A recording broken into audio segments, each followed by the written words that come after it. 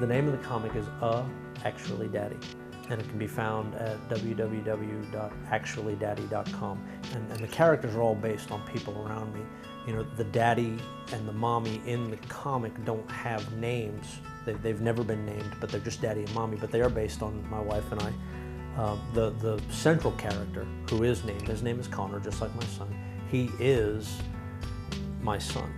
There's no, I mean, his hair, the way his hair sticks out in different directions, the orange hair that he's got, you know, the wise guy attitude, and the intellectual wise guy is really what he is.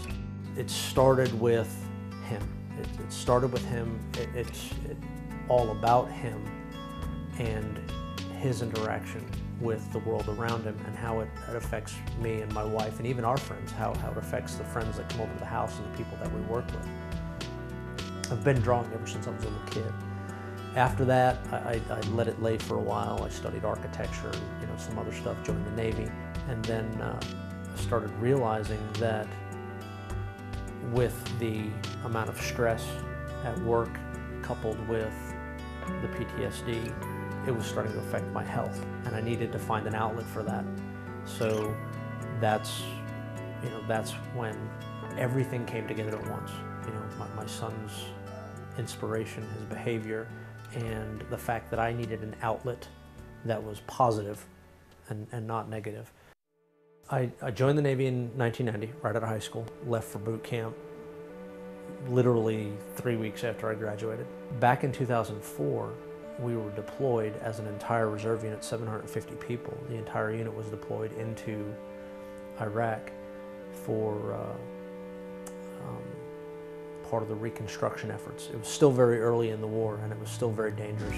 And in one weekend, that unit, our entire unit, our battalion was literally decimated. We lost 7 people to enemy action.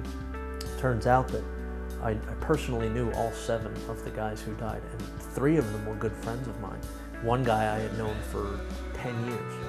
So it was a difficult time for everybody.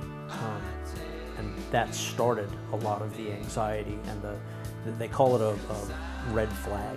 Everybody's always got the red flag in the back of their mind. You're always waiting for something else to happen.